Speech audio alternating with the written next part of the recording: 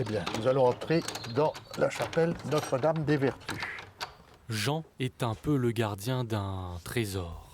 Un trésor où chaque objet a son histoire et où chaque histoire est racontée par Jean. C'est ici, au fond, le symbole de l'Annonciation faite par l'archange Gabriel. Voilà une vingtaine d'années que ce passionné veille sur le plus ancien sanctuaire de la Flèche, un monument de presque 1000 ans, aujourd'hui bien mal en point.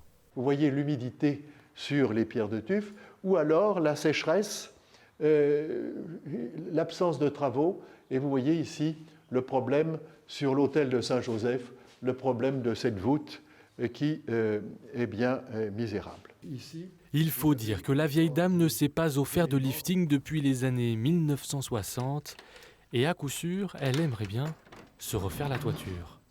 Vous voyez qu'il y a des interstices tout en haut. Là, vous voyez, tout en haut, entre le mur et il y a des jours.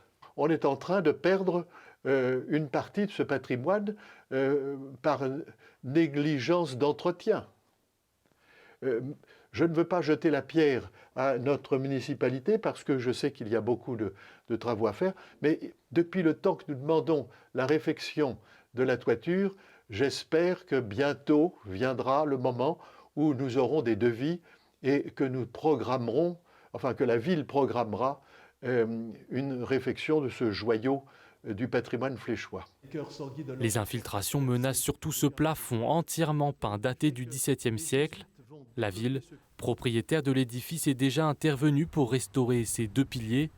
Mais si de gros travaux ne sont pas vite entamés, Jean craint pour l'avenir de sa tendre chapelle.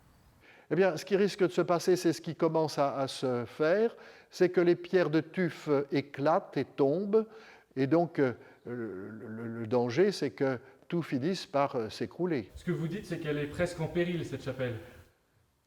Elle ne menace pas encore tout à fait le péril, mais elle est à la veille d'être en péril. Si Notre-Dame n'est pas encore sauvée, qu'elle se rassure, Jean et les autres bienfaiteurs ne sont jamais bien loin quand il s'agit de raviver une flamme.